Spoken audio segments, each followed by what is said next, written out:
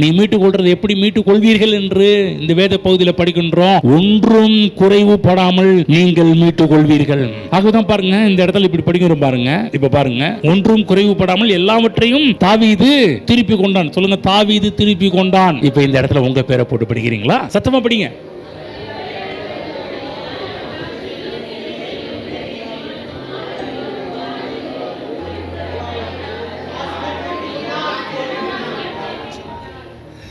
ஆமென். நல்லா புரிஞ்சுக்கணும். ஏதோ ஒரு வாழ்க்கை கிடையாது, ஏதோ ஒரு சின்னதை மட்டும் திருப்புறது மட்டும் கிடையாது. பாருங்க, சிலர் சொல்லுவாங்களே, கிடைச்ச வரையிலும் போதுங்க, எங்க அசல் வந்தா போதுங்க, லாபம்லாம் வேணாங்க, போட்ட முதல்ல எடுத்தா போதுங்க. நல்லா புரிஞ்சுக்கங்க, போட்ட காசு மட்டும் கிடையாது. நீங்க அது ஒருவேளை நீங்க அதை இன்வெஸ்ட்மெண்ட் பண்ணிருந்தா எவ்வளவு லாபங்களை நீங்கள் சந்திப்பீர்களோ அத்தனை லாபத்தையும் நீங்கள் எடுப்பீர்கள். கிடைச்சா போதும், வந்தா போதும், அசல் வந்தா போதும், அப்படி கிடையாது.